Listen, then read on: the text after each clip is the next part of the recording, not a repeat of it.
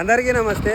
ప్రస్తుతానికి నేను కొడంగల్ మన సీఎం రేవంత్ రెడ్డి గారి నియోజకవర్గంలో పలు అభివృద్ధి పనులు ఒకసారి చూద్దాం ఎట్లా ఉంది అని చెప్పి నేనైతే ఇక్కడ వచ్చిన.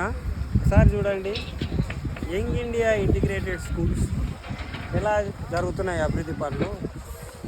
నిజంగా ఇక్కడ వస్తుంటే ఒక చదువు విలువ తెలిసినటువంటి వ్యక్తి సీఎం అయితే ఎట్లా ఉంటుందో చేసి చూపిస్తుంది మన రేవంత్ అన్న.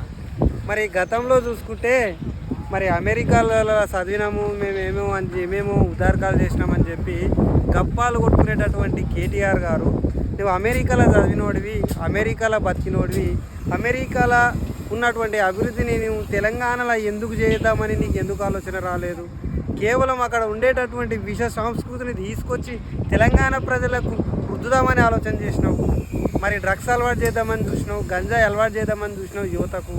మరి వాళ్ళు చదువుకోవడానికి, వాళ్ళ జీవితాలు బాగుపడడానికి వాళ్ళకు ఇంజనీరింగ్ల కాలేజీలు కావచ్చు, మెడికల్ కాలేజీలు కావచ్చు, ఇలాంటివి కట్టిద్దామని చెప్పి నీకు ఎందుకు ఆలోచన రాలేదు కేటీఆర్ గారు?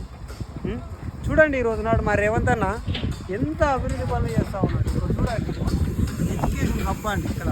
ఇక్కడ ఎన్ని రకాలుగా కాలేజీలు ఉంటాయో, పిల్లలు చదువుకోవడానికి, ఒక యువత చదువుకోవడానికి ఎన్ని రకాలుగా కాలేజీలు ఉంటాయో అన్ని రకాల కాలేజీలు నిర్మిస్తుంది. ఇక్కడ కొన్ని వందల ఎకరాలల్లో కాలేజీలు నిర్మిస్తుంది.